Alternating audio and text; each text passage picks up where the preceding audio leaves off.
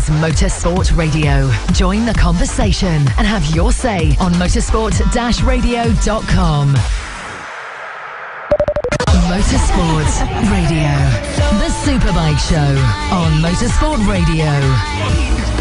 Hello and welcome to another Superbike show on Motorsport Radio. My name is Lester and welcome to the show. We are streaming right now live all over the world. We've welcoming lots of brand new followers and people liking us on Facebook from all over the world, from Brazil, from the Philippines, from Malaysia, literally all over the world, and of course here in the UK.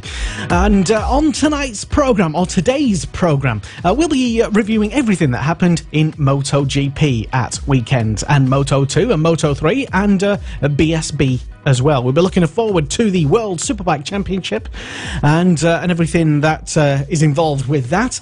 All the latest, biggest gossip and news and such from paddock gossip and news from our Kiko Giles, and also any comments and any big questions for the I'd say the panel this evening, or today rather. I've got to get used to saying that because we're actually streaming just a little bit earlier to the reasons for that we will get into later. But anyway, so what is exactly on the show tonight, including our big question as well, big debate, I suppose. So if you have any opinions on this at all, do let us know, either live, or if you're not watching live, do not feel afraid to add your comments in comments box below wherever you're listening to this.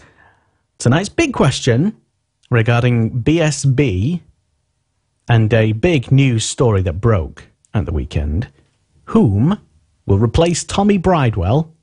And where will Tommy actually go in BSB? If you don't know about what happened, well, he was... Tommy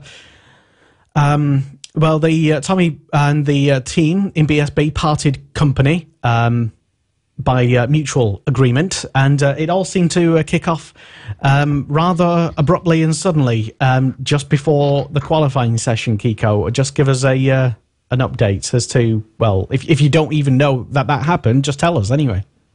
Yeah, really, excuse me, hello and good afternoon to the Superbike show, of course, and good evening to everyone in Indonesia. I know it's 8 o'clock out there, so hello to Indonesia. Hello to the Far East, Swaddy Cap, Thailand, thank you. So now we've got all the introductions out of the way and all the possible language I can talk to, English and whatever that was, just then Thai. But no, we have some news, massive news coming from British Superbikes, and it was really strange actually the way this broke on Saturday.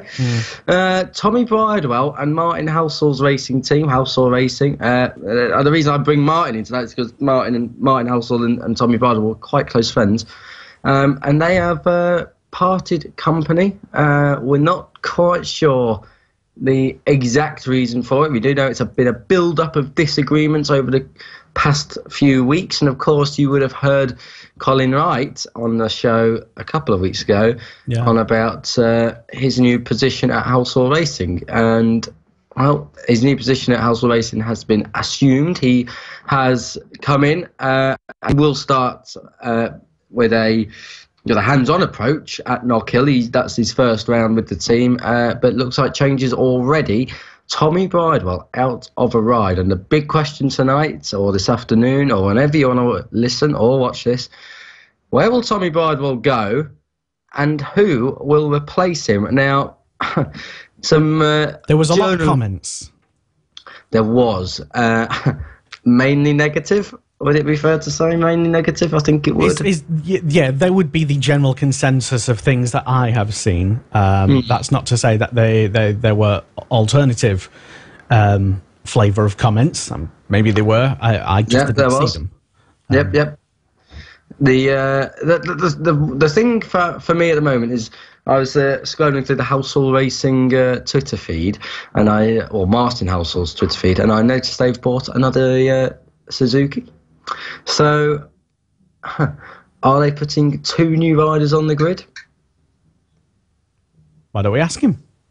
Well, what do the people think? Let us know in the comments. Who's going to be on the Halsall Racing Suzuki? Let us know. I'm going to go for Joe Francis And if there's 2 riders, I'll have the other one as Silva and Gintoli. There is no inside information on that. But the tweet that Martin Halsall put out about collecting the Suzuki, Joe Francis liked it. And I just think, well, there's a reason why he's liking it. It's because he knows he's going to be riding it. But potentially. That's what you think. Can we just state that is my weird way of thinking being implemented there? So maybe, just maybe, we'll see Joe Francis make a return from Far East. I know what we can do. We can maybe have a little bit of a non-monetary bet on it. He likes his non-monetary bets lately. Go on, Lester. While we're on it, I know you're itching to say it. Go on, what have we launched? Well, we have now launched, thanks to public demand from Kiko, about a... we have decided to implement on the website a predictions league, which comes from mostly this show and us spending many valuable minutes predicting various outcomes of various races and such. And we've implemented a thing on the website which you can go to now, motorsport.radio/predictions. Yeah, that, and or you can find it on the social tab on the main menu, and predictions.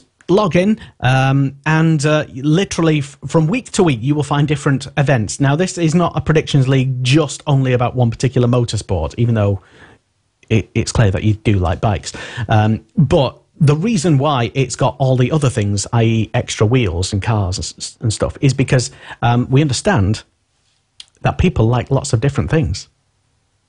And so it's not one of those predictions leagues where, like, Kiko's on it right now. He's making his predictions. He's checking it out. I've not put the World Superbikes on there just yet. That's what he was going. I knew exactly what he was going for. What a part-timer. We big up World Superbikes and it's made a return. And then anyway, the predictions league is on the website right now, motorsport.radio, and you can basically predict the outcomes of almost any motorsport when we've put it on there.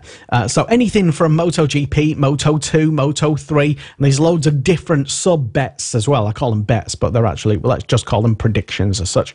And you can predict the outcome, whether, say, Rossi will beat various riders, and the same in other motorsports. So this weekend, I think we've got predictions open for Formula 1, Formula 2, Formula 3, DTM.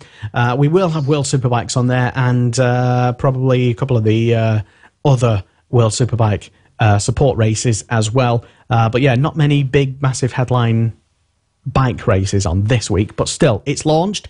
And what we can do as well, it's my roundabout way of saying, we can potentially predict who will be that replacement rider or riders, potentially, yes, at the Mavuno.com Halsall Racing Team yes, to potentially replace Mr. Bridewell. So, and this is all winning for points as well. At the end of the season, obviously the person with the most points will probably win a bit of a prize. It's just for fun. Don't get too addicted to it, even though it is quite addictive. What it'll be like, when, you know when you go into WH Smith and they give you a very.co.uk voucher and it says £30 off. It's like, ooh, £30 off. Your next £5,000 shop. Oh, brilliant. That's the kind of prize you'll get. Yeah, if you want to spend £5,000 with us, I'm sure we can arrange a small prize for you. Yeah. We can do that for you. Shall we crack on with what little news there has been besides the British Superbike multitude of team splits? Exactly. We'll start on the world stage. Jack Miller, MotoGP, has signed to stay with Pramac Ducati. That was kind of happening anyway. I don't think that's news, really.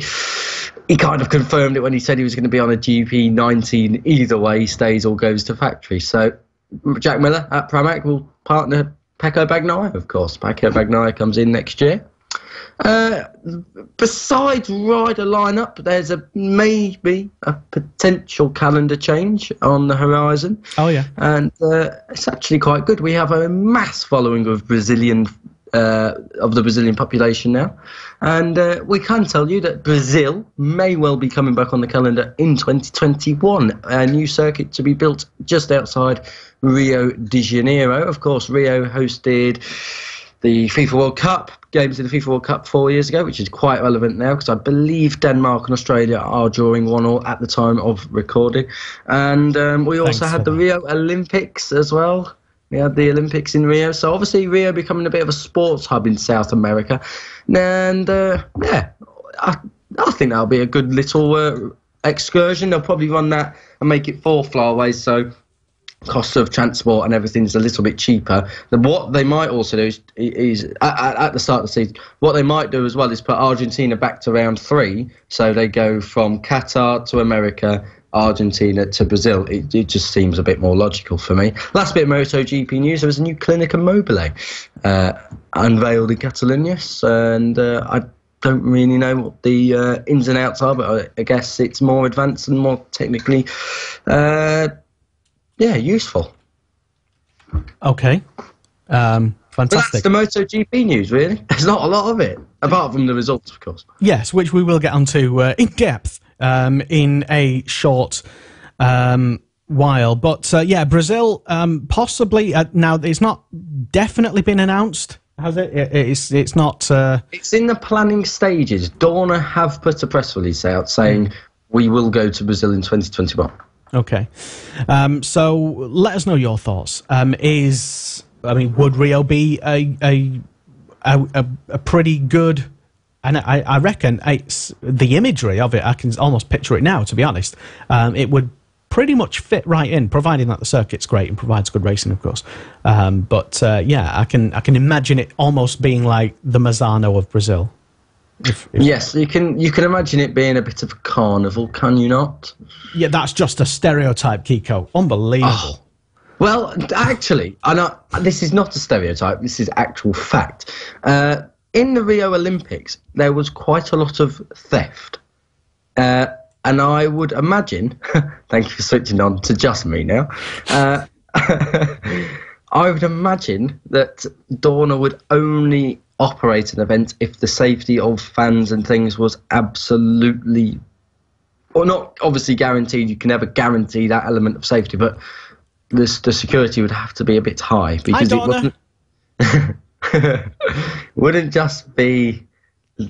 wasn't just the Olympics where this happened. It was also the World Cup. There's of course a lot of it happens in Formula One almost every year. So exactly. So Rio as well. Not the most garden centre phones. They want the shovels back. Not the most socially developed city in Brazil. And moving on, so Brazil's going to be a fantastic addition to the calendar in all respects. It'll all be brilliant if they can go there, because the fans are very passionate about more things than just racing. Is that the diplomatic way of putting it, maybe? I don't know. It's not. It's really not. Either way, the Brazilian Grand Prix hopefully will make a return. Let's just make sure it's safe.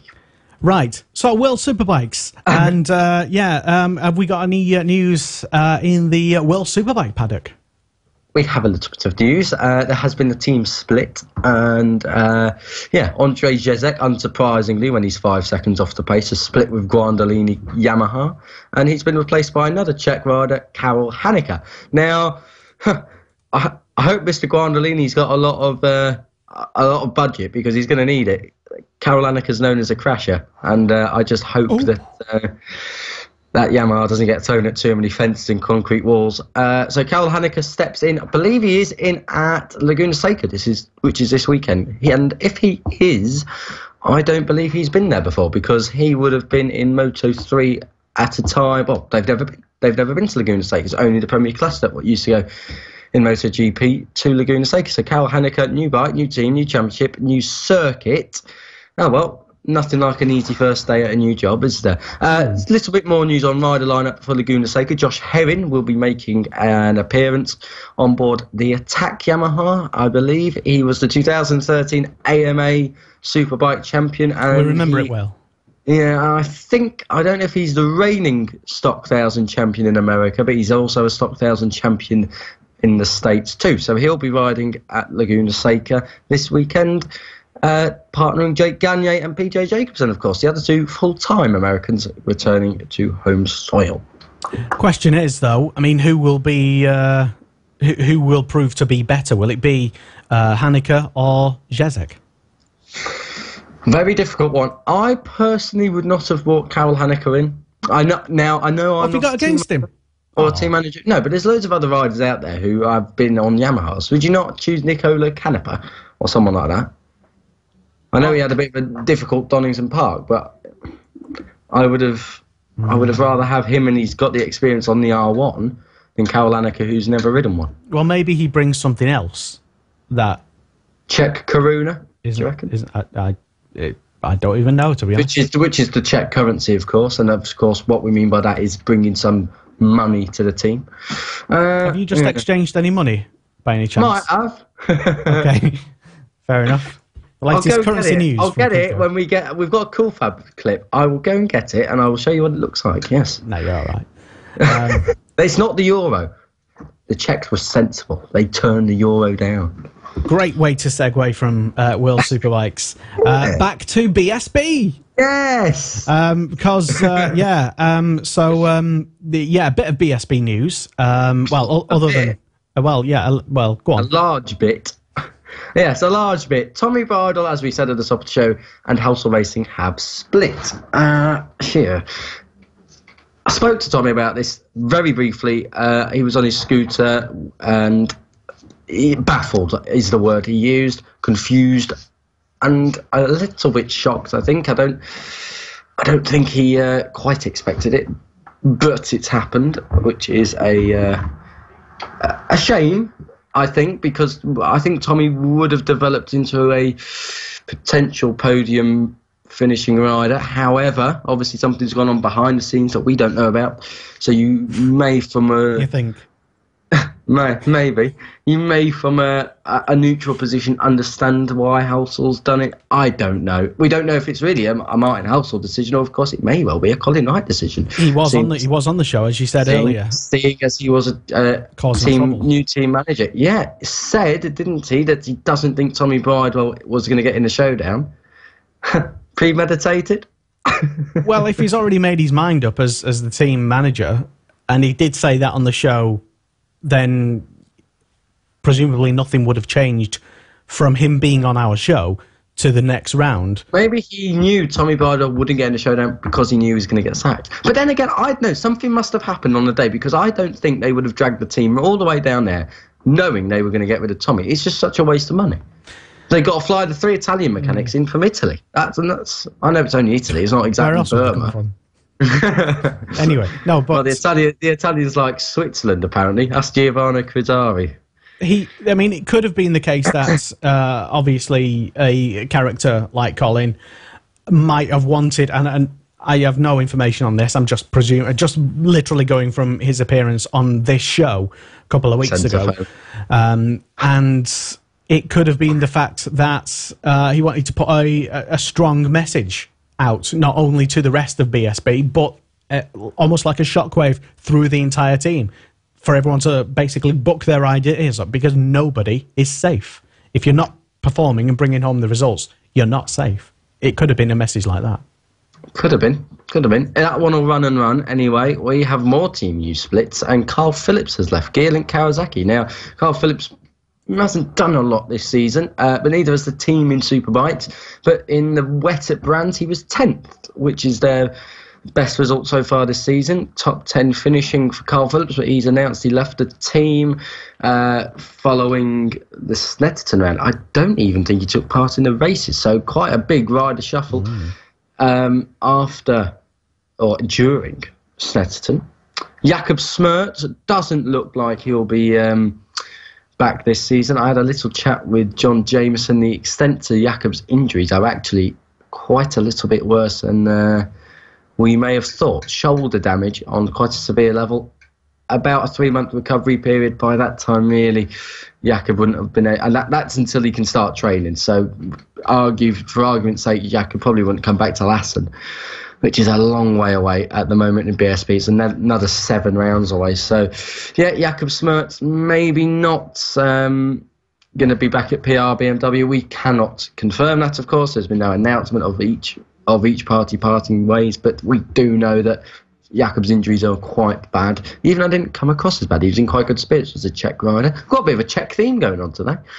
Back in BSB is Braden Elliott in the Stock 1000 class. He's ex-Mission Racing.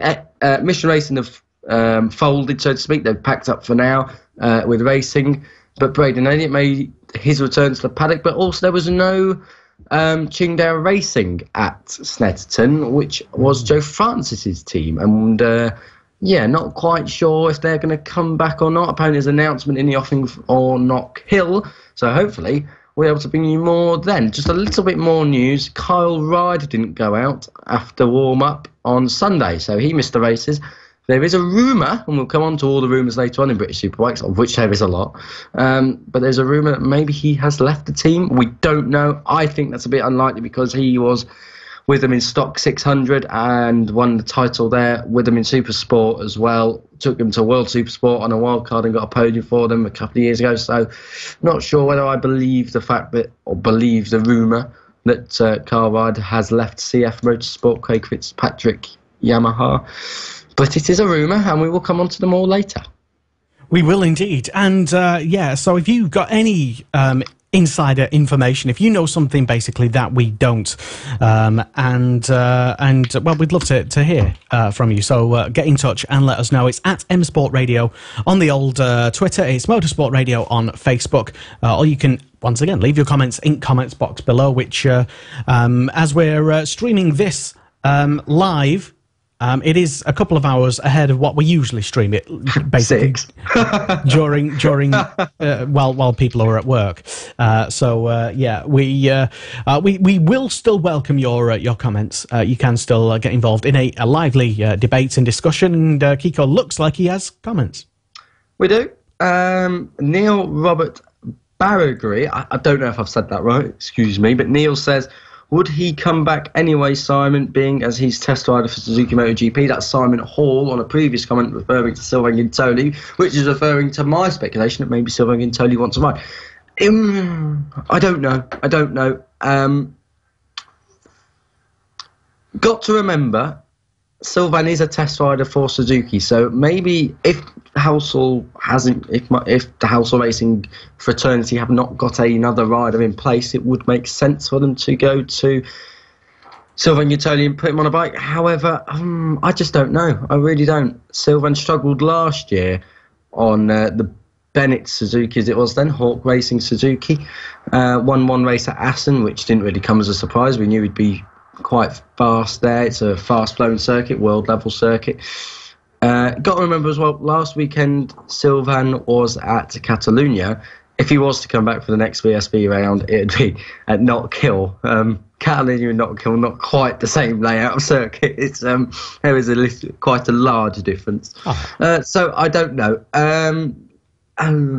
Personally, I'd like to see Joe Francis on the machine. I don't know who I'd have as a second rider, though. There was an interesting tweet out. I don't know if we're going to have it here on the show for the visual stream viewers later on when we come to rumours, but there was a tweet that Troy Bayliss put out saying, we got a plan. And that was with Colin Wright in it. So, I don't know, is Troy Bayliss making to come back? We really don't know. We won't want to speculate too much. But for now, in answer to that comment, would Sylvain Guintoli come back? Depending on the ties with Housel and Suzuki, maybe, because Suzuki may force him to. Who knows? He is their test rider. Not just for MotoGP, also the World Superbike development as well for when they want to come back in next year. Okay, and what do you think if you're tuned in as well? I mean, I actually don't have any opinion on that, to be honest. So I won't offer my opinion. I won't pretend I even, But I know Steve Buckingham was tuned in. Now I know we talk about Steve quite a lot. Hi, Steve.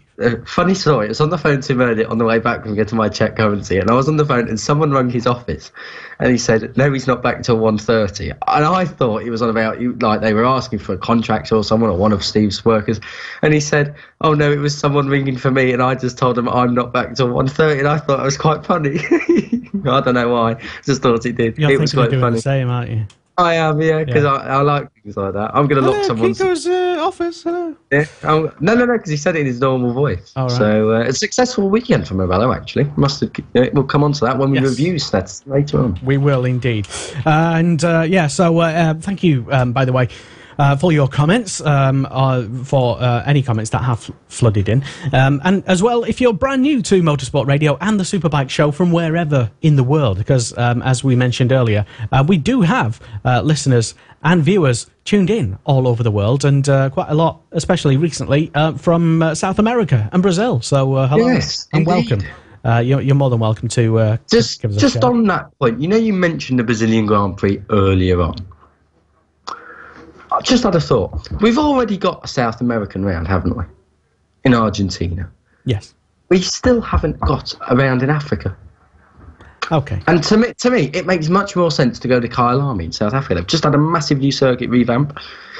I talked to Bjorn Espen about this last year, and it's like the world means like all the way across North America, South America, right across Europe and down into the Far East. And like Africa, it's just like one big horizontal line, and it just misses Africa out. I'd rather us go to Kyalami, because we've got fast South Africans in Moto2 and Moto3. They're going to get to MotoGP one day. Bigger market. Just think it's better. Okay. So, of course, not to say that we can't have a Brazilian Grand Prix as well, but I'd rather prioritise going to another continent. That it will file under the ongoing debate as to which tracks should be on the calendar and why, yes. and why is Qatar still there? Basically, it's all in one big folder that we keep. Yes. This is the Superbike Show. This is Motorsport Radio. My name is Lester. Kiko Giles is here with us as ever, and getting on to reviewing BSB because well, there was a lot of developments, not least of which rider developments, which we've already heard a bit about as well. But there was a lot of stuff happening on track, and Leon Haslam and get to race one first of all before we get to the action and drama of race number two. And race one, Kiko. Race one, I must admit, I thought Bradley Ray had it in the bag.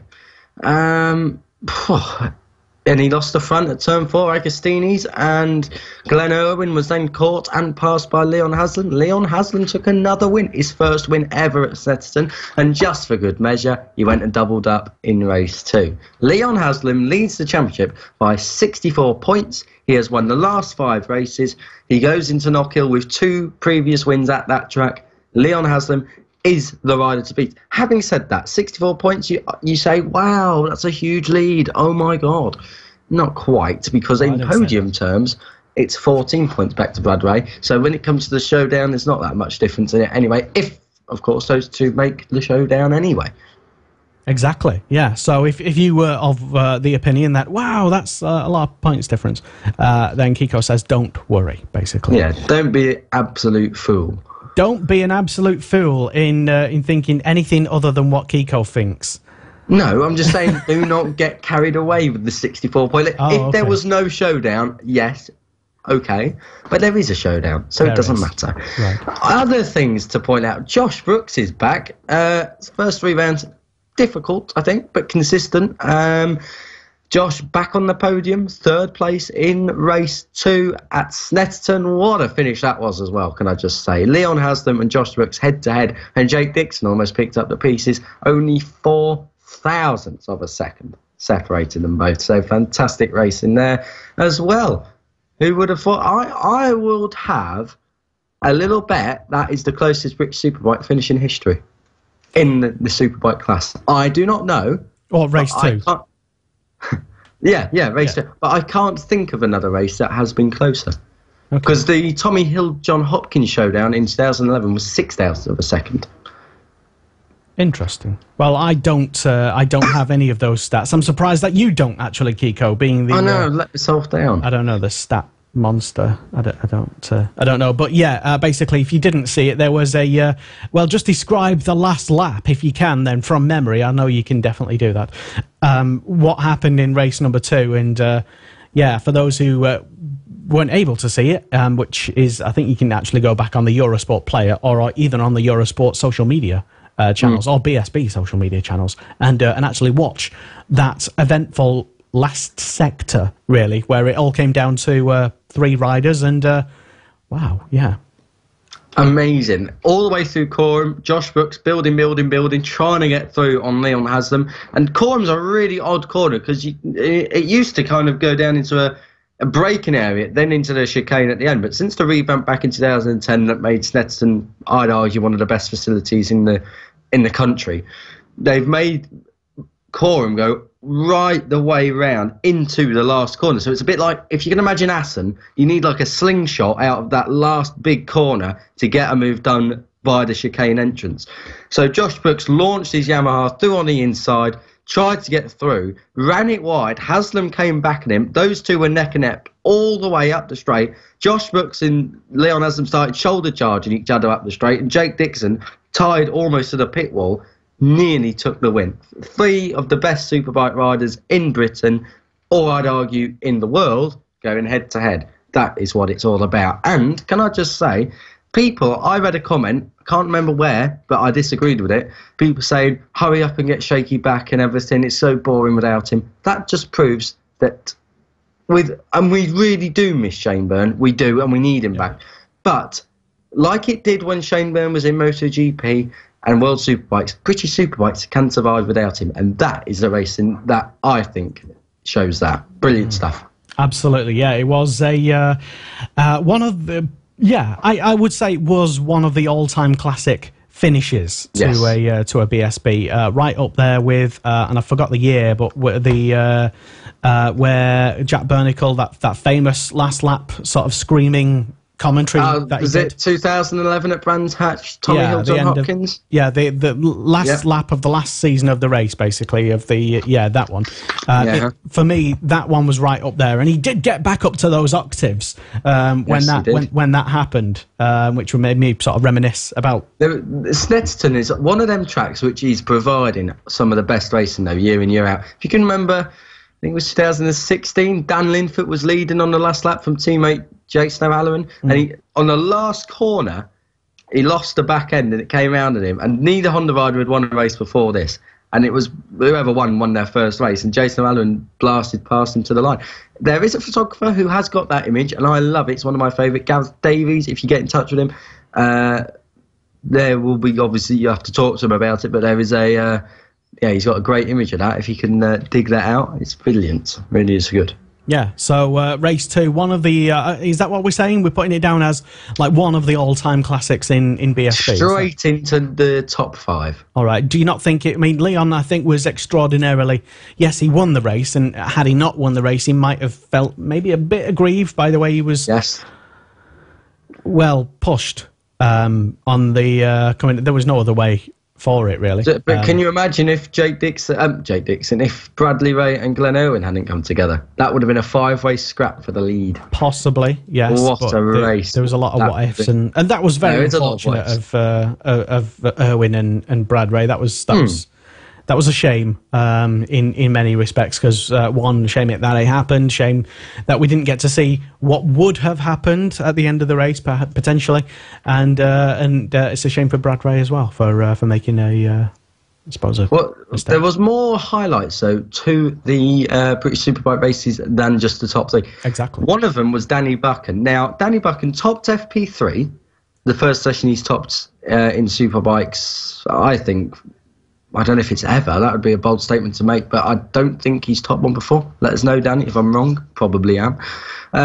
But either way, Danny Buchan looking a real deal. And if you're tuned in visually, there is a championship standings, and Danny's closing. Danny is closing on that showdown top 6. And level on points, I believe, with Jason O'Halloran. Exactly. And Jason O'Halloran got wiped out by Andy Irwin at turn 2 and race 1, missed race 2. I don't know the extent of his injuries. His ankle is a mess. If you go on his Twitter page, he's got a photo of his ankle.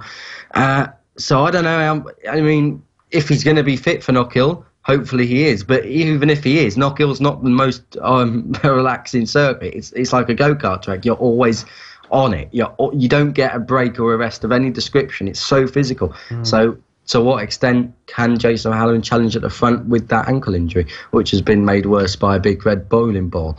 Danny Buchan is going to be up there. I really believe that. Danny Buchan can make the showdown this year.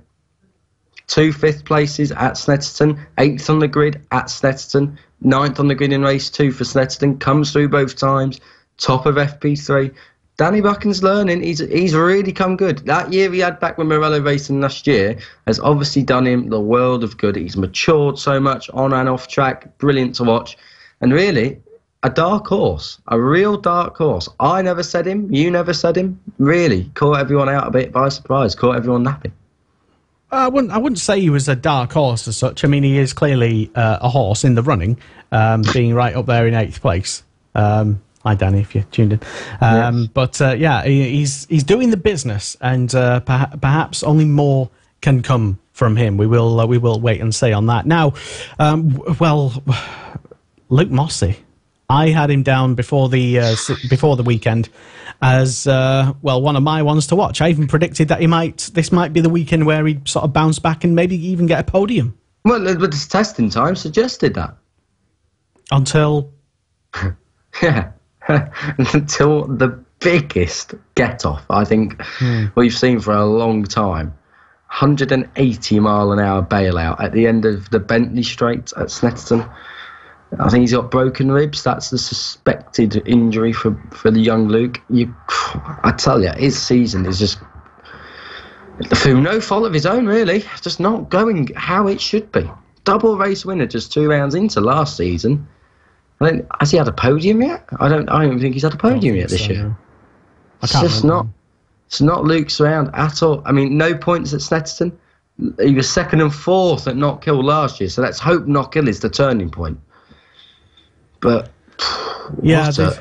what a difficult year. There's no question about his talents. We know he has the speed in him. We know he can do the business, being a race winner, and he. On his day, on a good day, he can definitely outpace and beat his teammate Leon as well. So, that was me predicting a wrong thing last week. So anyway, that was Leicester wrong. Breaking news. So the first time ever, Mr. Forbes gets the prediction wrong. I always say that if I make a wrong prediction, I'd never mention it again. But unlike that, actually, on this case. But let's just hope Luke is back full fitness. The bike doesn't have any more brake failures, please. Yeah, and gets back on the pace. So, what about his teammate Leon? Do you think is it just a one-man show from now on till the showdown? Really, with Shaky being out, and is it Haslam's to lose? No, it's like I was saying earlier, it's way too early. People jumping on this bandwagon. Yes, Leon Haslam has a controlling aspect to this championship. He doesn't have to go to Knockhill if he doesn't want to, because he'll still lead the championship on the way out. However, as we know, British Superbikes has a brilliant dynamic. It's the showdown, and to get an advantage into the showdown, you need podium points. If Leon Haslam finishes 4th at Knockhill in both races, and Bradley Ray wins both races, the gap in real terms comes down to 4 points. And the reason it does that is because there's only 14 podium points between them at the moment. Both of them will get to the showdown. I'm bold enough and controversial enough to say they both will anyway, regardless of what happens. I think they'll both be there. So you've got to look at it and think, well, what's the next thing? They're kind of already banked in the showdown. Where do we go from here? And you look at the podium points. Leon has some 64-point lead is very good, but I don't think it shows us too much about his outright lead. If you used to look at it on corrected points. And let's not forget as well, Brad had a couple of bad races. Yes, and everyone has a couple of bad races. Look at Shane Byrne. He's gonna be a season out, I think, for him. Speculating there, but I don't think he might come back. But I don't think he'll be coming back in time. Nobody's expecting him to come back. Absolutely, there is no expectations because the severity of the injuries was quite bad. There's no consistent second man. It's so like MotoGP at the moment. We're getting that pattern now with Lorenzo in GP, but no one's really there every single weekend. Valentino on the podium, but it's the same in BSB. Glenn Irwin's come good this weekend, but was taken out by Brad. Brad's going to be up there, but again had these couple of crashes.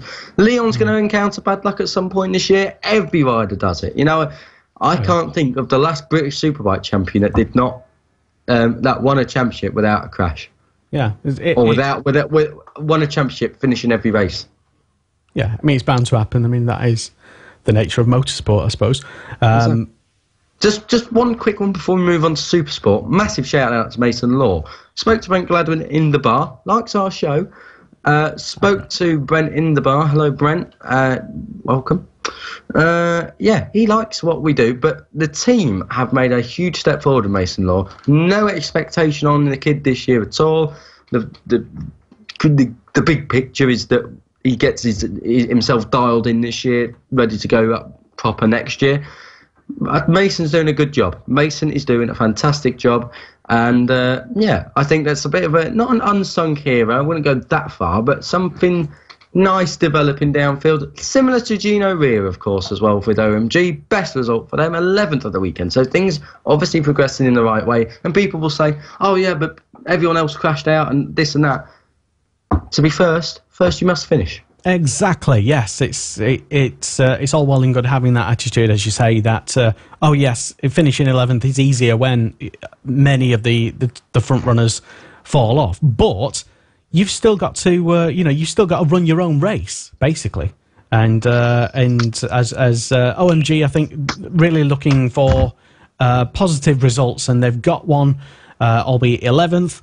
But it's I don't know, maybe it could be just a platform for more success as a baseline.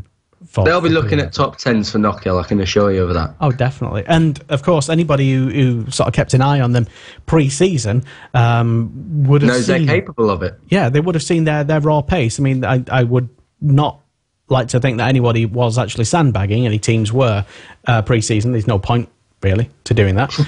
But, yeah, OMG definitely have the outright pace when everything clicks together, and maybe that's just what they're waiting for. Maybe that could happen at Knockhill. Maybe. Yeah, and Knockhill is notorious for throwing up a strange result. Look at Jake Dixon last year. That came out of nowhere. Could be Gino. I'm not saying Gino would be a strange result, but what I'm saying is the front end of the field gets mixed up. People come out from nowhere, especially the Mackenzies. Every year, when they go up to Scotland for their home race, they come out and blow us away. I think Taylor Mackenzie was 5th last year. Was going to be 6th if Bradway had stayed on, but he had a massive crash. So I think don't Neil do some rider coaching at Knockhill? I think if you want to get coached by any rider, Neil Mackenzie at Knockhill, probably about as reliable as you can get. The kid's won so many races around there. Yeah, so there you go. Yeah, the Mackenzies then for Knockhill, 1-2 in each race. Don't know in what order it is. Definitely going to be a Mackenzie. There'll be a Mackenzie on the podium. I tell you, good odds on that, I reckon. Check out our prediction. Good odds. Yeah. Well, let's see when I do the odds. Basically, maybe not now. No, the Predictions League is a new thing that we're running for, till the rest of the season. It is just a trial at the moment. Having been brand new, there's not much of a league because, there's been no events and yada yada. But you can predict the outcomes of any winners in almost any single motorsport that goes on. Anything. Of course, you want to focus on BSB and MotoGP and World Superbikes and their support classes as well. We are the only website in the entire world that has such a facility. We're not just one of those predictions league that just focuses on BSB or one particular paddock or one thing. We've got everything. So if you want a cheeky little flutter, I had while I was testing it at the weekend, I had a nice little accumulator. Almost won a big bag of points. Points mean prizes, baby. So it's always more fun when you're doing it. It's always much more fun when you're not playing for money. Said no one ever in the entire history of betting. Well, that's good because we're not even doing any betting. It's a predictions league. Yes. And you can sign up to it right now. Tis all free. It's motorsport.radio. /predictions, or you can find it on the old social tab on the main website bit there. Motorsport.radio, place to be anyway. Shall we crack on with some Supersport? Yeah, let's. Supersport stuff happened, and tell us more. Jack Kennedy off and running again, double win, race 1. He won the sprint race on the Saturday, and he convincingly won the feature race on Sunday. Ben Curry retired. So, massive lead in the championship now for young Jack. Is this finally going to be his year? Everquip, what a late night they must have had, because not only did James Spoley blow up at turn 6 at Snetterton, his teammate, Bjorn Espen, crashed on oil. So they had a nice rebuild job for Everquip up until 4 in the morning, I believe, 3 or 4 in the morning.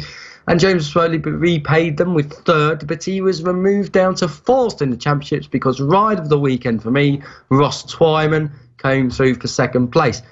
Also ride of the weekend, Tommy Philp, solid 5th. That is. You can't have more than one rider of the weekend. No. But if you were to have like man of the match, you'd have one, and then the other one that nearly got it. And Tommy Philp nearly got it for me. So who's 2nd? Yes. Okay. Just establish. As was Ross Twyman in the actual race itself. Yeah, but like you say, he was singled out for special praise. For his performances in those races, and that was well done, Ross, I suppose. Yeah, absolutely. Question is, Jack Kennedy, can he be stopped? That is a question. Go on, Lester, have an answer. Well, yeah, he can. By? Well, any one of the anybody else on the grid. It could happen. There's various scenarios where that could happen. He might not win, and somebody else might win, and that's how he would be stopped. Wonderful explanation. Technical analysis there. Yeah, I was going to say. Find more about Phil Neville's just flown in from St. Petersburg. Says he wants his technicalities back. BT Sport phoned. Said, can they have their interactive board back? Yeah. No, I think Jack Kennedy in general, I think has got. It's a bit early to say it. One hand on the championship. It doesn't look like a mistake's coming at all. Oops. Sounds like someone's just jinxed him. Oh dear, we're going to go to Knockhill. I'm going to click. That's going to be a little meme. That so Knockhill next round. If you keep sorry, going, Jack, I'm sorry. If you see me hanging from a street post in Dunfermline, just walk past me and shake your head, thinking Jack's done the right thing there. When Jack's had double retirement. But yeah, no. Listen, Ben's not that far behind him. He's second. Ben will come good. Ben is there. He's there or thereabouts. But there's going to be more wins for Ben. Exactly. So, and I think James Rispoli and Ross Twyman will get a couple of wins each as well. Definitely Rispoli, and yes. Twyman as well, and Old Westy as well, and well, James Westmoreland, I think, is a moved sport. Rumour has it he is doing boxing now. Yes. And I would love to show you the clip of that, but we can't. But tell us what you mean if we didn't see it already.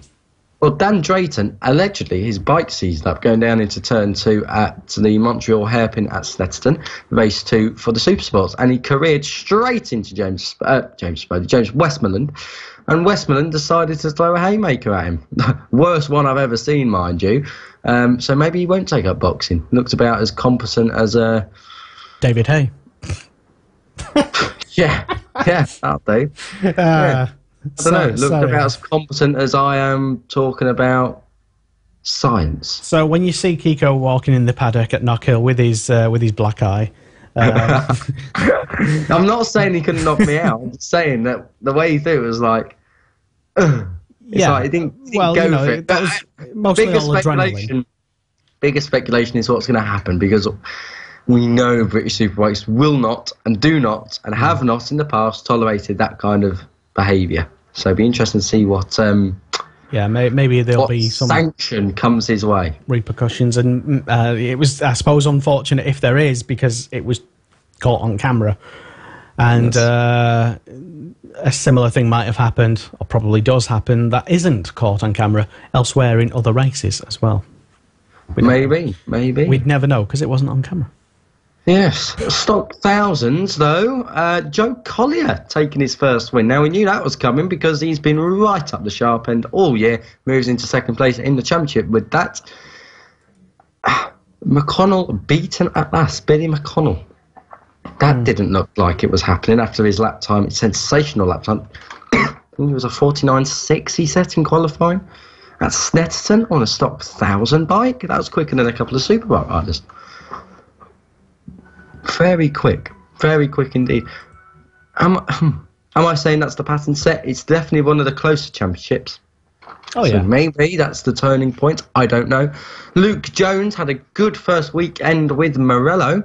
And, 15th he qualified, 7th he finished.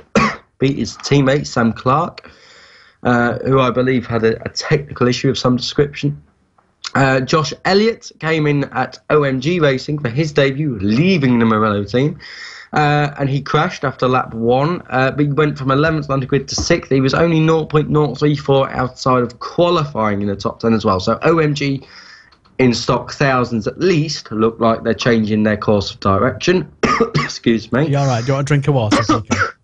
He's dying a little bit. A little bit again. No, fine here. Tom Ward, another one, I must say, shown for me on the House of Racing Suzuki, given all of the controversy and the atmosphere, and that team was very, very subdued, I think, over the weekend. But Tom Ward, 13th, ran out of fuel. He had to nurse the bike home on the last lap. Otherwise, I think he would have been 11th or 12th. So, yeah, great stuff from Tom. Luke Hedger, again, another great performance from Luke. Came from 17th on the grid, I think, to 5th, which is just amazing. And Jordan Gilbert, again, another top ride from the QPR fan. I don't want to say that. He literally choked on it as he was saying it. I'm allergic to QPR. Something that happens with Millwall fans. Shall we talk about proper racing, proper sport, shall we, Kiko? As Kiko often says to me whenever I mention Formula One. Yeah, exactly. But no, Jordan Gilbert, another good weekend for him. We're going to get a chat with Jordan off camera and get some editorial content on the site for Knock Hill. Some exciting news coming from Team IMR, hopefully by then as well. That should be good. Yes, it should. You can stay tuned on the website. And I think, am I right in saying you can actually get an email to your inbox on things you might be interested in if you sign up? Yes.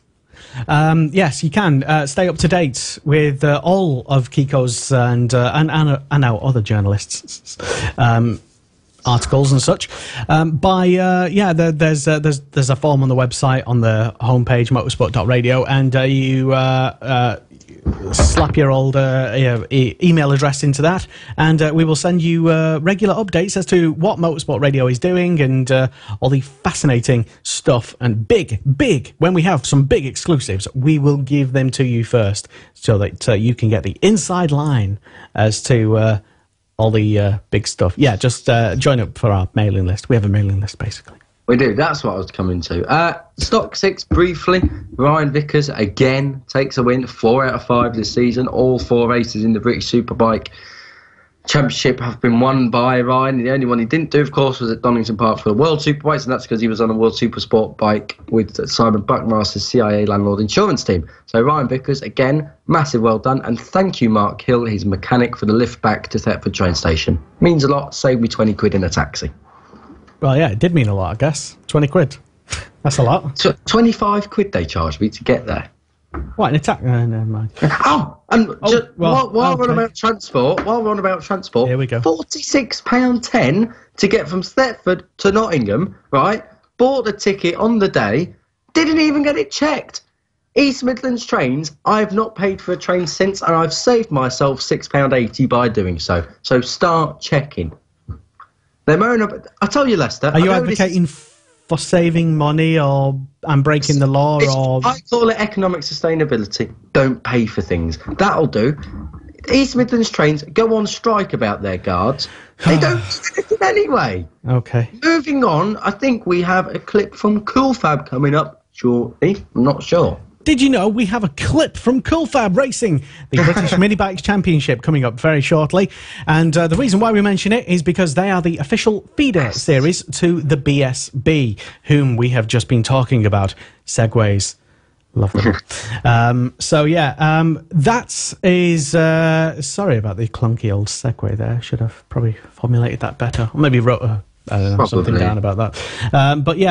The next round in the 2018 Cool Fab Racing British Mini Bikes Championship calendar is this weekend. It's happening up in Cumbria at Rowra, and we will be live on the scene reporting and streaming, hopefully, if there's good 4G signal. Anyone who's been to Rowra in any capacity on a bike or in a cart will know it's a little out of... it's not a friend of a 4G signal, let's say. So we will be there attempting to stream live in Vision as well. We'll even try and do that. Apparently it has a new signal. Every year we go there, and apparently it's got a new, better signal, but it's not the same. Talking exclusively to Roger Keys at the weekend then. And he said they've got a new telegraph pole and everything. Yeah. Apparently got a new dial-up connection. I must say. Sorry. The 1992 phone. I wasn't going to insult the people of Frizzington and Rowra that much, but apparently we just did. Yeah. It's I suppose it's like when you go to any remote racetrack in the country. I suppose it's kind of like not really catered for 4G, and when you get there, it's like, oh, there's no signal anywhere. You start doing what everyone does in 2005 at a tube station. Where's my signal? Yeah, the good thing about Rowra though is that because it's basically in a quarry. Well, it is actually in an old quarry. You can literally walk up to the top of the quarry, and there you do get a good 4G signal. So as well as a good view of the circuit. Yes, unless it's really windy, and then in which case you get blown off the top of the quarry into the actual quarry, as we found out last year. Yes, much to our untimely deaths is what nearly happened. Anyway, point being, the next round of the Cool Fab Racing British Mini Bikes Championship is this weekend, and why should you pay attention to this? Well, all the future stars of BSB who are currently stars, like Brad Ray and we did talk about Luke Nossi earlier, and lots of other people as well. Ex-world champions Danny Kent have come through there. Yes. Scott Redding, who's currently, I think, sat in the job centre filling out a form for level 3 architecture, probably. He's out of a ride next year, but he's come from Cool Fab as well. So loads and loads of British talent have come through there as well. Exactly. And the British Talent Cup, which you may know a bit about, basically, but I would say about 75% of that British Talent Cup field it's basically a mini Cool Fab paddock, but just on a Dorna stage. And in fact, Cool Fab Racing, the British Mini Bikes Championship of Cool Fab Racing, is actually on the road to MotoGP. It has been recognised by Dorna and MotoGP as being a feeder series, in a sense, if that's not the right word, just in the same way that it is a feeder series to BSB as well. And there is lots of fantastic action happening in the Cool Fab Racing British Mini Bikes Championship. Not the least of which are mini bikes, mini motos. There's loads of. I won't go too much into the detail of all the different classes. Sidecars, mini F1 sidecars, which Kiko and Dan Ma will be debuting on this weekend, and also karts. Karting. There'll be a bit of that for. I'll show Lester how to kart. And also, amongst all of the other racing as well, there's some of my personal favourites as well, which are the pit bikes as well, 2 pit bike categories, which Brad Ray does sometimes pop into the Cool Fab paddock and have a go on have a cheeky ride round on a pit bike. And from the most recent round at Tattershall a few weeks ago in Lincolnshire, the home of Cool Fab Racing and Cool Milk as well, here's some of the I'd say some of the highlights of the most recent round from the Extreme 200 class in pit bikes, commentated on brilliantly by Dan Ma and Kiko Giles. Max does a lot of racing. He knows what he's doing. So does Elliot Penson, the leader in the championship, Gareth Roberts. And at the moment, we are getting ready for the start. Up towards turn 1, the green flag goes up, the green flag drops almost as quickly as it goes up, and Elliot Pinson side by side with Max Cook, and the 76 does manage to keep the lead going through turn 1 for the first time out of 14. Turns 2 and 3 left and then right, got to really hurl the bike over in order to get it turned in properly with the required speed and effort, but Elliot Pinson mastered the start. Max Cook he's in a position where he can just sit and go, well, I don't need to worry too much about what I'm doing at this moment. I'm very close.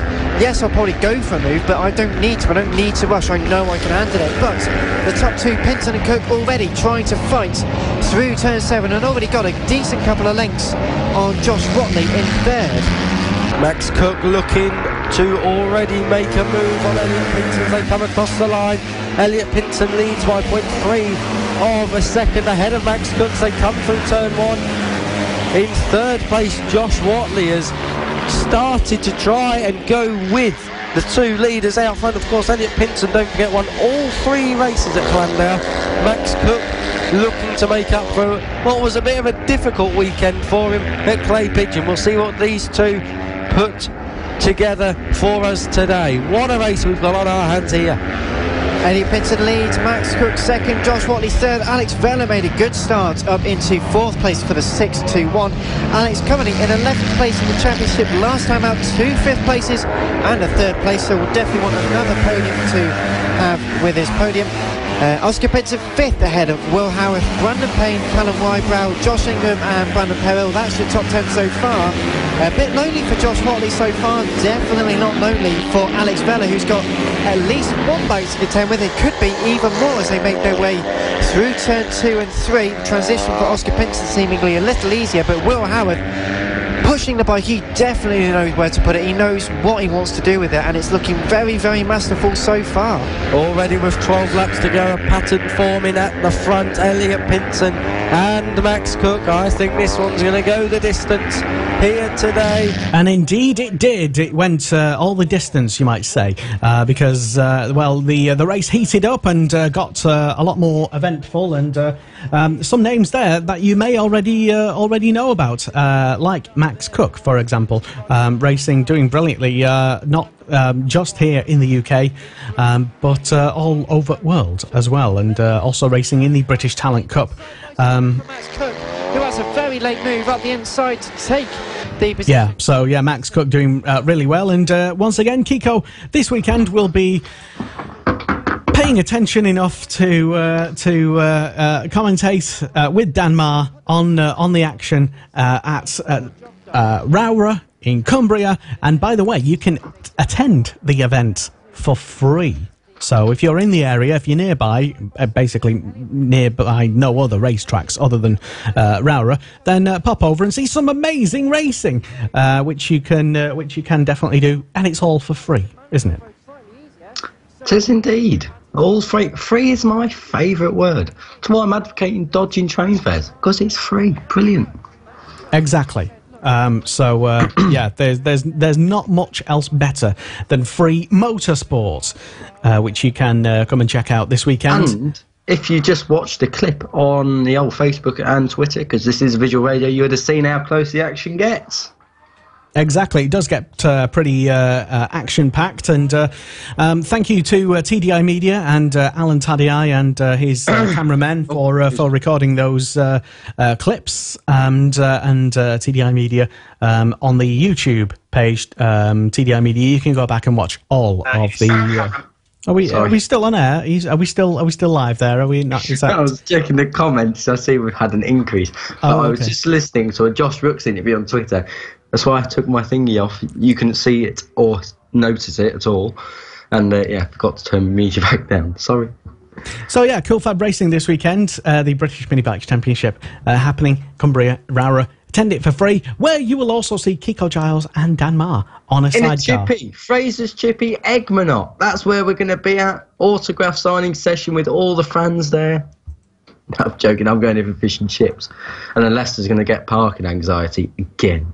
Right, so this is the Superbike Show on Motorsport Radio. My name is Lester. Thank you very much for tuning in, and thank you as well if you're a recent liker of Motorsport Radio from all over the world. We do appreciate any. Buenas tardes. Good afternoon in Spanish. Hello, and hello in English. So yeah, you can leave your comments or send us a message if you like.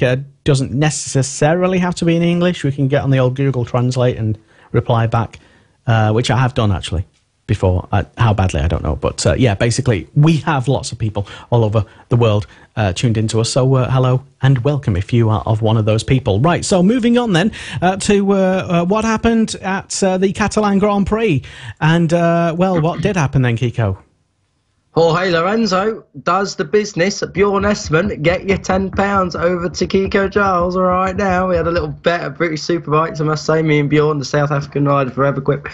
I said £10 says Lorenzo will win. He said £10 says Rossi will win. Jorge Lorenzo won, didn't he? I've never been so happy about a Jorge Lorenzo win, I must admit. But, £10. Lorenzo won, and first back-to-back wins in over 2 years. Unbelievable for Ducati, really. Dovizioso on the other side of the garage, his third crash in 4 races. That has got to be the title over. That, for me, is the title over. Marc Marquez extends his lead in MotoGP a little bit, but not too much, because Valentino Rossi, third podium again for the Italian, 4th of the season, 3rd on the bounce. It's his first time he's had 3 podiums on the bounce since the start of 2017. And the next round's Assen, and he won there last year as well. If he wins again at Assen, there'll be 11 wins at the place. Other news, Crutchlow comes through to 4th place. Scott Redding was 12th, top Aprilia, only Aprilia that finished as well, joint best result of the year. Alex Rins signed for Suzuki for next year, 4 DNFs this year, all of them, apart from the one in Catalonia, 3 crashes. This one was a retirement. So Alex Rins has Suzuki signed the wrong rider. Should they have kept Andrea Iannone? He was 10th.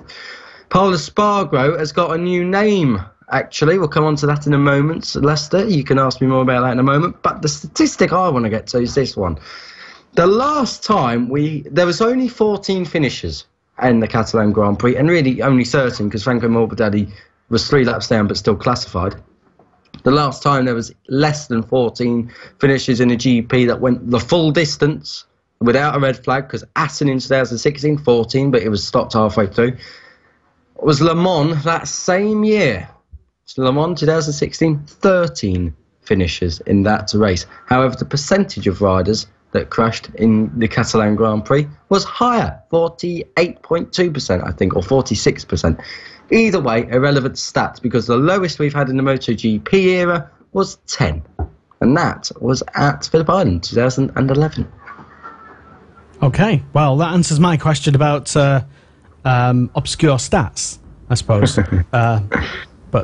Yeah. Well, come on to Pol Espargaro's new name. He's got a double-barreled name. It's Espargaro 11th now, because he's been 11th for the last 4 rounds. So it just makes sense. So you may as well say every time you hear Pol Espargaro, it's followed by 11th. So it's Pol Espargaro 11th. Interesting development there in Barcelona. Well, that would help my identifying the Espargaros, or maybe not pronunciating it, yeah, that either. But yeah. Okay, and right, so Lorenzo then, can he actually, I don't know, I'm not going to say it's the unthinkable, but maybe it is. Can he overcome the odds? Of which there are very high odds on the Motorsport Radio Predictions League. Can Lorenzo, can he actually win this title? Yes. Will mathematically. Will realistically, no. Oh. Jorge Lorenzo thinks he can. However, now I'm not going to sit here and tell people that Jorge Lorenzo won't win the championship. He's being an idiot. You are. But look at the gap. Look at the gap. You can, if you're watching this, you can see it on screen. The gap is huge in the championship, and Lorenzo on the 66 points. He's 49 behind the championship leader. That's a long way. That is a long, long way. And the circuits we're coming up to, I consider Jorge Lorenzo circuits. Assen hasn't won there in years and years. Sachsenring, it's Marc Marquez territory. Lorenzo, I don't think, has ever won there in a Premier class. After that, we've got Brno. Possibly, might go well there. He's won there before on a Yamaha. Ducati, on the other hand, last time they won there, Loris Capirossi, maybe 2006. Don't want to just throw that on out there. Might have been Stoner, maybe as well in 07. I don't know. It's a long time ago is what we're getting at slowly. And then after that, of course, we've got Austria. Now, that's where Ducati will go well, and I think Jorge Lorenzo will win. But now, Lorenzo, just because he's got back-to-back wins, for me, doesn't make him a championship challenger. So at the moment, I'd say no, wouldn't rule out a top 4, because Maverick Vinales, well, another woeful weekend for the Spaniards, wasn't it? Well, let us know your thoughts if you have any opinions on what what occurred at the Catalan Grand Prix, do you perhaps think that maybe Lorenzo could do the business this year? Could he and will he? That's what we want to know. Tonight's big question, incidentally, which we will get back to, is BSB based, by the way, and I don't think we've had any comments flood in yet on this. John Hopkins was mentioned. Oh, really? Okay. Well, I should just read out the question first, just because if you joined us late and you don't know what we're talking about. Question is, who, if anyone, or who will replace Tommy Bridewell in BSB, and where might Tommy end up? That's the question. Any thoughts on that? Let us know. Kiko. But yeah, let us know your thoughts. Who's going to replace Tommy, first of all, and where will he go? There are not many seats available, not many race-winning seats, that is for sure. So, help us out. Yeah. So, what was the old comments that came in? We had one earlier that said, shame that John Hopkins isn't racing. Is he fit enough, or it's shame he's not fit? I don't know whether he'd get on with the Suzuki at all. And do you think maybe a few years ago that might have been a good shout, but now there are other options? Well, you've got to remember, John hasn't done a lot since his runner-up year in 2011. Yeah, and I don't know. Well, that was a long time ago, to be perfectly honest. Absolutely, and I don't think. Are we saying that he's too old? No, not at all. I think he'd go well on the Motor Rapido Ducati, where he's been before. He knows the team, knows Will Feemore, who owns the team, knows Ian Upcroft, manager, who's been on the show, knows the people, the team around him, knows the bike very, very well. Looks like he's always on the wrong side of luck, John Hopkins. You know, he looks good on the bike in qualifying, shows good race pace, but obviously the injury forced him out for the year. I don't know whether it would work for John on another bike. That's my thoughts. Let us know your thoughts at home. Join the conversation. And, getting back to the MotoGP review and over to Moto 2, because, that was a thing, and that happened. Fabio Quartararo? What? Where did that come from? Fabio Quartararo. First ever Grand Prix victory. Feels like he's been around the paddock for years. He's only 19. Shock win at Catalunya from pole, topped warm-up, set the fastest lap and won the race. That is just the stuff of dreams. Third year as well that a rider has started on pole, set the fastest lap and won. It was Alex Marquez last year, and it was another Frenchman in 16, it's Johan Zarco. Miguel Oliveira, if he actually qualified well, he might give himself half a chance. 17th to 2nd. Baldassarri and Bagnaia, they dropped points, and that championship may just be cracking for Francesco Bagnaia. We'll come on to that shortly. Xavi Vierge, 5th, has finished finished 9 of the last 11 races inside the top 10, and the only other two races that are in that statistic, he crashed out of or retired. So Xavi Vierge, form and consistency is proving to be a bit of a strong point for his championship surge or top 5 surge. Other bits of news. Simone Corsi, what an idiot. That's all you can describe it as. He rammed Miguel Oliveira after the race, and he will start from the back of the grid at Assen. No sympathy at all. Wally, not looking where he was going. All right. Your thoughts on Moto 2 then? Bagnaia, is it starting to fall? I don't know. Is it starting to crumble for him? Do you think? We always see this, not with Bagnaia, but riders start off so well, and then it kind of gets to Catalunya and Assen, and things just kind of start going south a bit. Jorge Lorenzo, 2016, remember? Catalunya was the start of his troubles. It cost him the championship. He's taken out by Andrea Iannone. Poor Assen, poor Sachsenring followed. It wasn't the greatest of periods for Jorge. And the same's happened with Bagnaia. Hasn't been on the podium since his win in Le Mans. That's 2 races without the podium. It's 2 races when Miguel Oliveira, his nearest rivals, with 1st and 2nd. The gap's a point, I think, at the top of the Moto2 standings. It's not ideal. That's what we're getting at. Miguel Oliveira is closing in, and we go to Assen next. Bagnaia won at Assen, I believe, before 2016. He needs to win again to keep that championship lead. Okay, well, Moto2, any thoughts on that? Let us know. It's at M Sport Radio on Twitter, Motorsport Radio on Facebook, or you can send in a good old-fashioned email. It's hello@motorsport.radio, or you can just email Kiko directly. Can you fax as well? Do we do fax? No. No? And that's a fact. Yeah, you can email Kiko at motorsport.radio. No, it's not media. My .radio account has not been set up yet. Okay. Yeah, Kiko at motorsport.media. But yeah. So, moving on in Moto3, and there was other stuff happening in that. Kiko will tell us about it. Moto3, Enea Bastianini, first win since Motegi 2016. Moves himself into contention with the DAT Championship. 68 points he's on. He's 35 behind Series leader Marco Bezzecchi. Can't believe I'm saying that. But it was a crash fest. Jorge Martin, Aaron Canet. You've got Andrea Mino. All of them. They're all in the top 10 in this championship. Didn't score a point. And Niccolo Antonelli didn't score a point. Didn't even start the race through victory. Moto3 is so wide open, I can't believe it. 103 points after the 7 rounds that makes you the championship leader. Incredible. And your series leader, Marco Bezzecchi, by 19 points. He ain't going away. He's staying there for the year. Gabriel Rodrigo, now just to add to the Pointless Statistics Award that we are going for this year.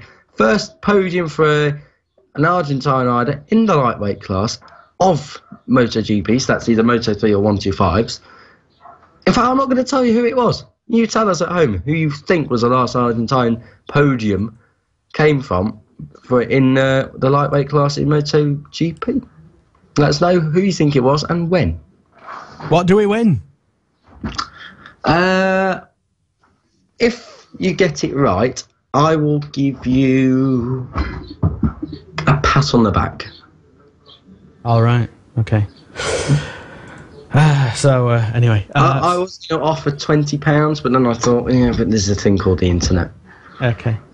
I think I know who it was. Go on then. Was it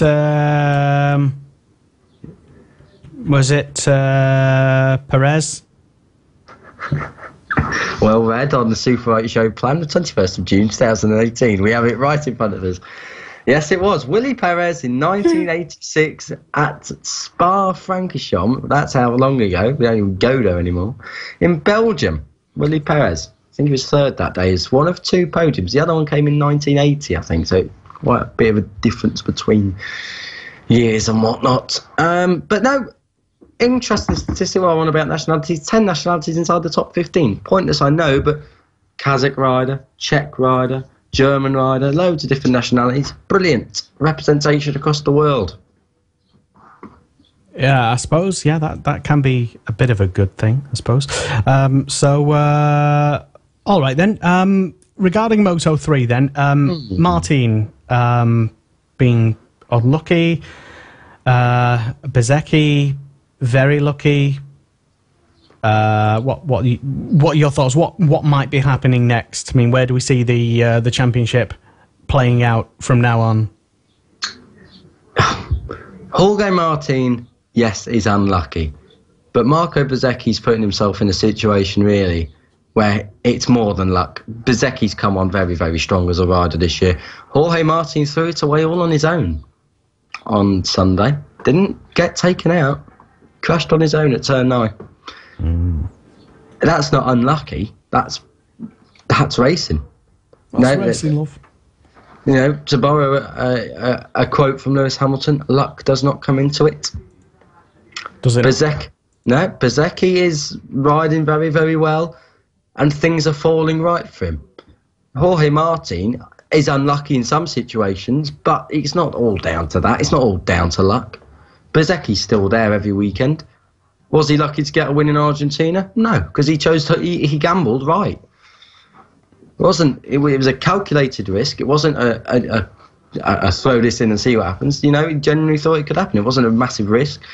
Bezecchi's there or thereabouts. He's going to be there till the end of the year. And I'll tell you what, if you had Marco Bezzecchi to win that Moto3 championship, I think he was about 50-1 at the start of the season. That's good odds. That's upset of the year. Wow. That's upset in lightweight class history if he wins it. No one was talking about him before the year. Well, just because you wasn't talking about him. No. No one was talking about him. I'm sure he favoured his odds. No one at BT or MotoGP.com were talking about Marco Bezzecchi being a championship threat. He has come out of nowhere. Brilliant. It's like vintage Moto3. Vintage 125s. The days of, I think there was always an Italian who used to turn up to the Italian Grand Prix. I think he was a bin man in Italy, and he used to turn up and basically show the guys how to go around, which I think it was Marcelino Lucchi, won a couple of races. I think he did a season where he only did 10 races, but most of them were quite well point scored. You know, it was amazing. He could just turn up and seem to get on with it. It's a little bit like that aspect. You know, Marco Bezzecchi's turning up and he's getting on with it, doing the business. All right. This is the Superbike Show on Motorsport Radio. My name is Lester. Hello and welcome for tuning in to us. We are live right now on Motorsport Radio, and we do the Superbike Show almost every single week live on a Thursday. I say almost because, well, we've got lives and other things to do, and Kiko goes on holiday next week, so we're probably not doing a show next week, and yada, yada, yada, that sort of thing. But yeah, we're here. And we are live right now. That's the main thing. Unless you're listening to us and we're not live, in which case, hello. Just let you know. So check out the website motorsport.radio for all the latest developments on Moto GP, Moto2, Moto3, BSB, World Superbikes, as scribed by our own Kiko Giles. So, and we always welcome your comments and stuff, interactions with our Facebook page, especially, and don't forget as well, we're also on Twitter at msportradio. You can like us on there and interact with us and such. Right, so moving on then towards the end of the show, BSB, and we go back to BSB and some more rumours, Kiko. Lots of rumours in British Superbikes. Now, this is not just the Tommy Bridewell saga that is continuing onwards. Joe Francis to Househall Racing, we mentioned that earlier. The reason I say that, because he liked the tweet. Now, that sounds mad, but also, it's another rumour that Househall Racing may be putting out 2 bikes, because it's kind of an educated rumour, but Martin Househall, Colin Wright, and someone else both liked a tweet with someone replying, so 2 bikes are going out then.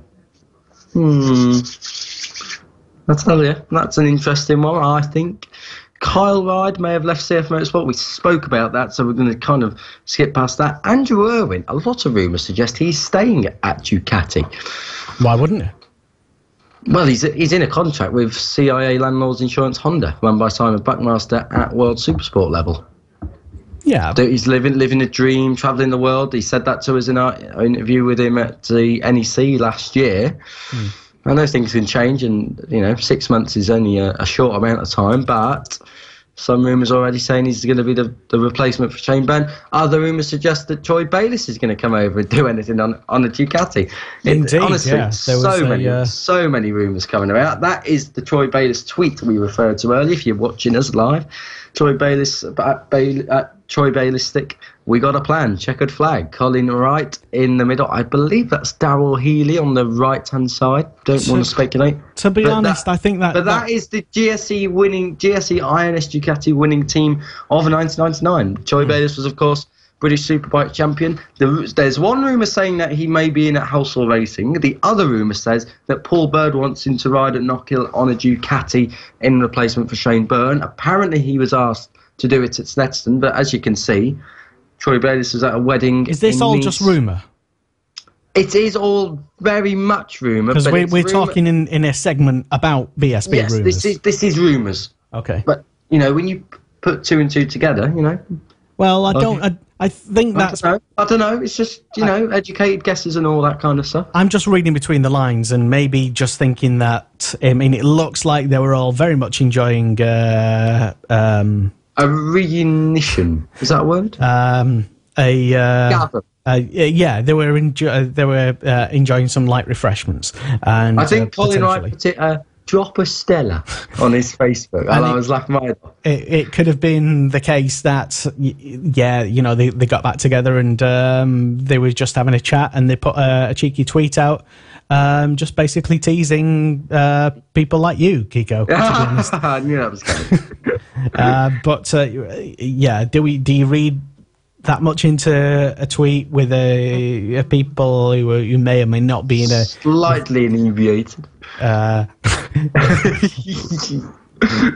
don't know. I love a rumour, but let's not hide it. There is talk, and there is talk in BSB. Oh, let's talk, baby. There are a lot of people that keep coming up to me saying, "Oh, have you heard that Joy Bayliss might be coming? Have you heard this? Have you heard that?" So there's obviously some sort of rumour going around. Now, rumours do normally tend to stay at rumours, but they normally formed because there has been a chat. Well, I wonder if there has been a chat at all. They must have spoken. They must have talked about it. Surely somewhere there must have been a conversation to get Joy Bayliss back. How good would that be for BSB? I'm often reminded when I put together legend with Shaky Byrne, get another one with Joy Bayliss, even if it's temporary. See, when I come up with conspiracy theories, and I'm often told that just because necessarily one thing happens, it doesn't necessarily mean that you have to make the jump and the leap to the other thing. For example, let's say they caught up with each other and had a refreshing beverage of such, let's say that at least. It doesn't necessarily mean that what Kiko potentially said is that, he's going to be replacing Byrne, it's going to be amazing, he'll storm in and win the thing, get into the top 6, it'll be incredible. It could have just been a catch-up with, old friends. Bike Sport News have reported that Colin Wright is interviewing several riders. Yes, they have. And we interviewed Colin Wright. We did. We have already spoke to Colin. Not about that, because we didn't know it was coming. But I can tell you, and I'm going to just quote something here, if you just allow me a moment to sort my dial-up connection out. Bike Sport News have reported about the Tommy Bridewell replacement.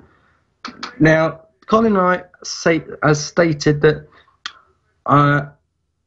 this is what he said. Yeah, I'm interviewing several potentials with a view to securing a replacement for the Knockhill round. We want to bring someone in who's willing to listen to what our plans are, do what we want them to do, to move forward together.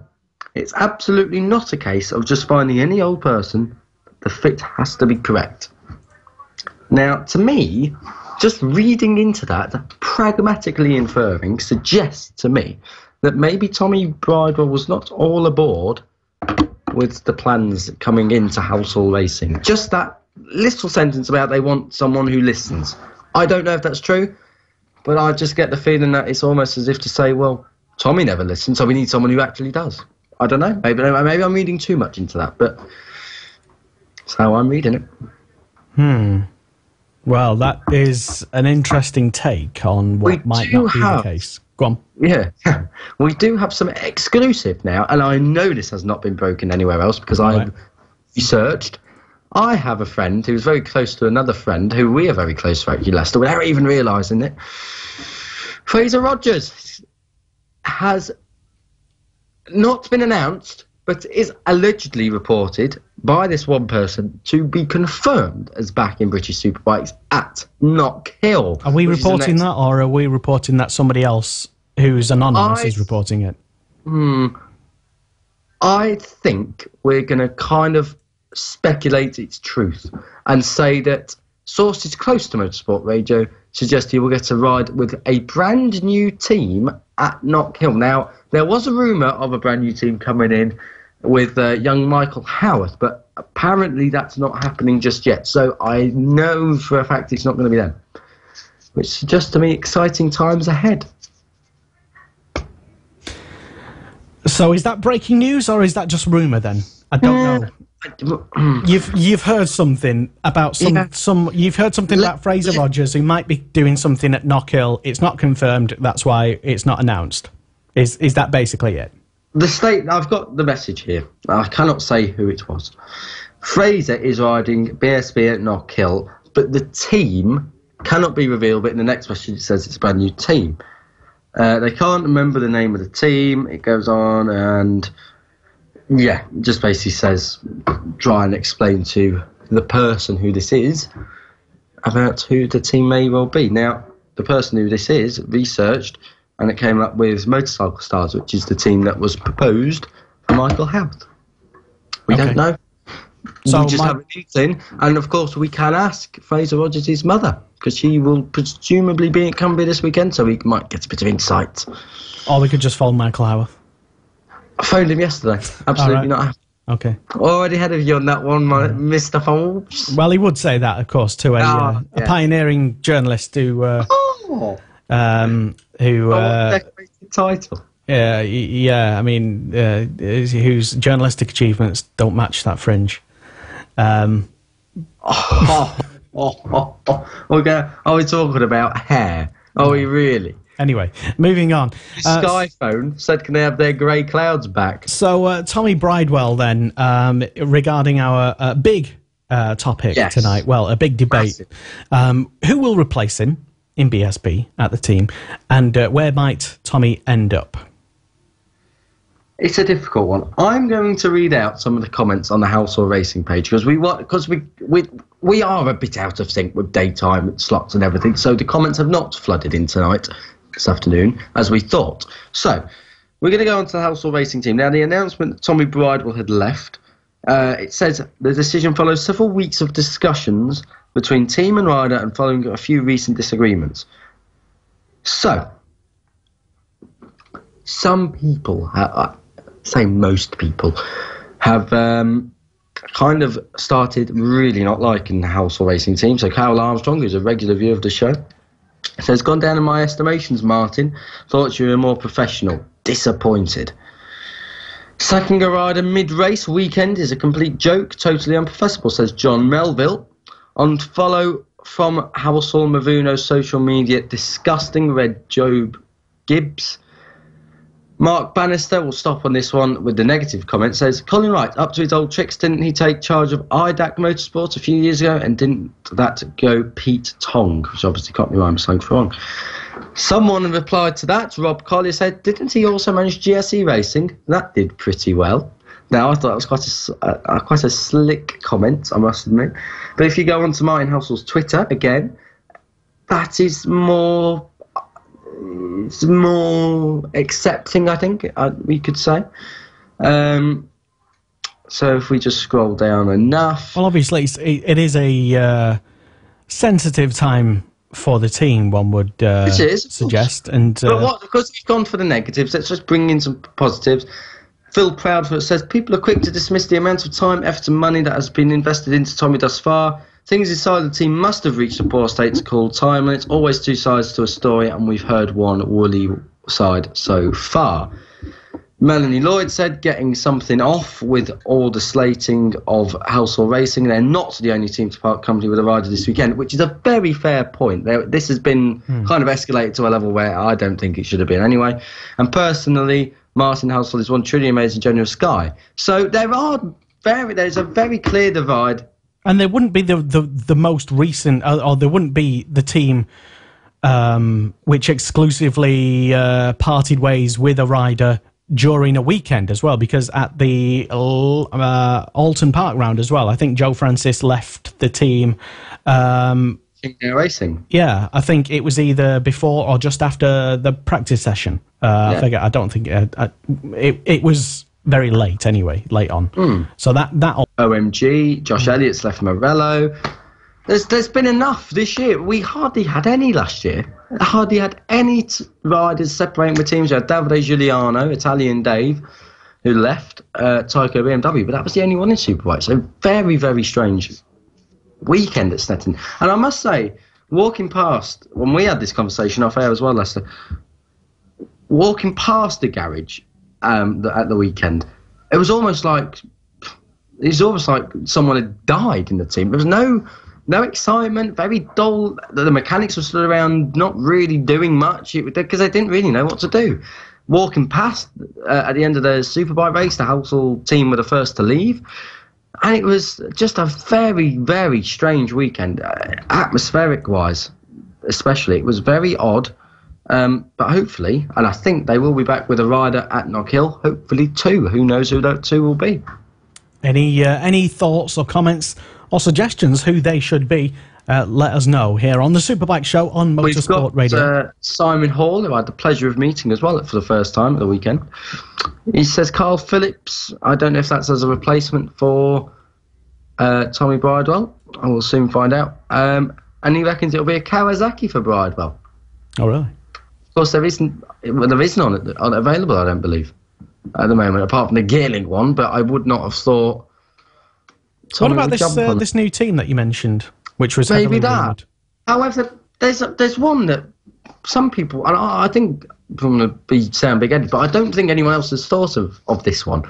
There is a team in Stock 1000 that have superbikes that are brought out every year for a couple of rounds. The Batham's BMW team. Now, Tommy Bridle has got links to Batham's. I think he was sponsored by them, or definitely rode a bike for them, I think 2012 time. You know, they might just want to throw that superbike out there. And, of course, the race organisers will get what they want and more teams out on the grid and keep Tommy Bridle in the paddock as well as keep the Housels in the paddock. No. Here's the other funny one. Maybe Tommy Bridle's going to replace Tommy Bridle. He's got to remember, 3rd time he's left. Well, you think it was a PR stunt? No, I don't think it was. But I'm just saying it's the 3rd time that they've parted company. In 2013, Tommy left Housel. 2016, Tommy left Housel, didn't really want to. They parted ways. In 2000, Martin pulled out at the end of the season from Superbikes, but I don't know if they were going to carry on anyway. But 2018, obviously, they've left. Who'd bet against them turning up to Knockhill on a Housel racing Suzuki anyway? That is a possible option. Whether it's a serious one, I don't know. Yeah. So maybe file that under the old controversial file, I think.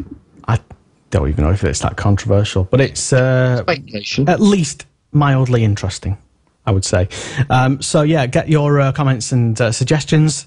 If you are passionate enough to, just as many people did do upon hearing the news on Saturday afternoon and Saturday evening, either from other media outlets or from motorsport.radio as well, which Kiko updated us with on the Facebook page as well, Motorsport Radio.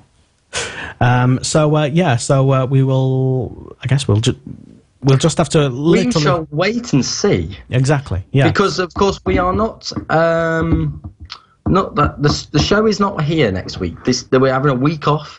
Personal commitments such as Prague. So the week after, I think we'll be doing a show.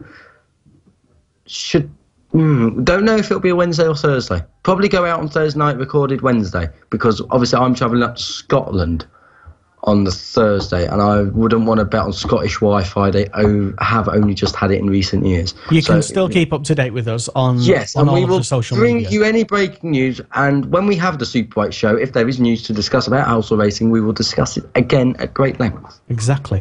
For now, though, moving on, because we are running short on time, to this week's the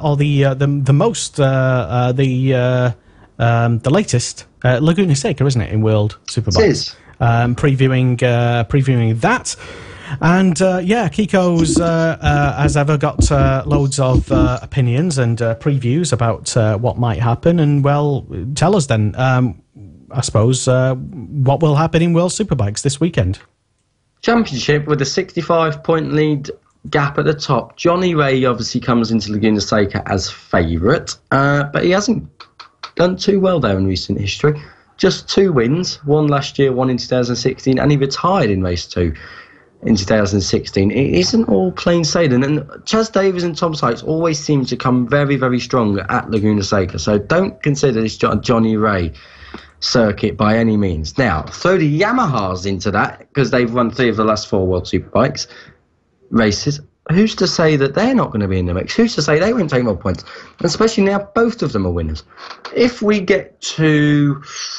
Say Michael van der Mark wins, Alex Lowe's is 2nd, Chaz Davies is 3rd, 4th is Tom Sykes, 5th is Johnny Ray, which is unlikely, but you know, that's 14 points that Michael van der Mark will take off Johnny Ray. That would bring the gap straight down from Michael van der Mark. I'd imagine that brings it down from what is already 74 to 60. So the game would be on, and obviously Chaz Davies would be taking points off. What I'm trying to get at is this is more than just Kawasaki and Ducati now. This is Yamaha. Yamaha are involved. And if they can keep winning, taking points off Johnny Ray each round, they could become the main championship challengers. And we may see a main championship challenger to Johnny Ray, the main opposition, and we may see a late title surge. Who knows? It's not just Yamaha, though, either. Jake Gagne on the Red Bull Honda must have done thousands of miles at Laguna Seca. Marco Melandri, likewise, using all his Grand Prix experience. In 05, I think he crashed there. In 06, I can't remember. 07, he crashed in qualifying, broke his ankle, finished third in the race. Amazing. 2008, bit of a poor performance. 2009, can't remember what he did. It was irrelevant. But either way, been around long enough. Marco Melandri will go well at Laguna, I think. And look out for Leon Camier. He's starting to get back to full fitness. We may well see Honda's first podium come this year at Laguna Seca. They haven't had a podium in over a year. Over a year and a half, really. Honda are struggling, and what better market to do it than in the American market with an American rider? Well, will they? I suppose it's just left to ask. I suppose Kiko, he'll win. I don't want to make a prediction, but I will anyway. I'm going to say a Tom Sykes double. Okay. Lester, who do you think's going to win? I'm going to make my prediction. I think I did already make a prediction on motorsport.radio earlier today. On the predictions league. No, I didn't, because I've a World Superbike one yet. I've not put it on quite yet. Actually, what I did is bet on other things. So yeah, I will get the World Superbikes on there, and then we can both predict it officially, and we can enjoy points. Gamble aware phoned. Exactly. Yes. So. Right. Yeah, probably Ray and Ray double. Okay. So I think that's probably the favourite. I'm going for Sykes. I just don't think Johnny Ray's going to do the double. I think he might win one. Don't think he'll win two. But I think Sykes, he's probably got better pace over two races. Okay. That's good stuff. All right. Well, let us know if you have any opinions on who might win. Put them in the comments box below and let us know why you think said person might do the honours this weekend. Laguna Seca, a track that MotoGP no longer goes to for safety reasons, I'm presuming. I think. Paddock size is the main one, I think, there.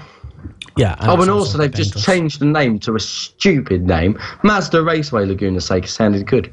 WeatherTech Raceway Laguna Seca. That sounds so dull. Or Laguna Seca, as Laguna Seca, but they madness. Anyway, so yeah, that's on this weekend.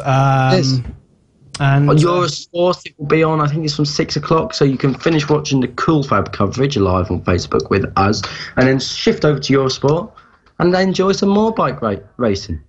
Exactly. And in a packed weekend of a brilliant racing action from Cool Fab Racing in the British Mini Bikes Championship, which will be, once again, as mentioned earlier, coming from Cumbria at Rowra, filmed brilliantly by TDI Media and Alan Tadei, and you can watch all the previous clips and coverage on the YouTube channel of TDI Media as well. And you can even hear some of Kiko Giles and Dan Maher's commentary on some of the videos as well. So lots of fantastic action from pit bikes, mini motos, mini F1 sidecars, and much more this weekend on motorsport.radio. Yeah. Go on. Sorry. Yeah, on motorsport.radio or on the Cool Fab Racing website, coolfabracing.com, or on the social media channels. was just about to come. You can watch it on the Cool Fab Racing social media channels as well. We will put a photo though up of some behind the scenes stuff and fun things to do besides the Cool Fab event. There's lots of walking things to do in Cumbria. There's lots of scenic trails by Whitehaven. There's also some amazing fish and chips bars at Fraser's in Egmonot. Get yourselves there. I'm going to be there Saturday after I've shown Leicester up at karting and after I've become one of the Birchall brothers in the sidecar. And fish and chips are going to bring you some behind the scenes action. I'm going to post what we mean by fish and chips in Cumbria. Kiko's going for fish and chips, basically. It's basically a shark with potatoes. It's huge. Yeah. And we're going to put it on our social media channel, so get tuned in for that. Yeah, I'm sure you can't wait. Anyway. Good job we're here, eh? Thank you very much. The good British food industry. Thank you very much for tuning in to the Superbike Show on Motorsport Radio. If this is your first experience of Motorsport Radio and Superbike Show, yeah, we're so sorry. We're so very, very sorry. But we'll be back again in a couple of weeks' time on the Superbike Show to review all the things that happen between now and then, and if anything to go by from the last round of BSB from Alton to Snetterton is anything to go by, then there'll certainly be a lot to talk about. But thank you very much for tuning in. My name is Lester Kiko Giles, and we'll do it all again in a couple of weeks' time. Motorsport Radio, the Superbike Show on Motorsport Radio.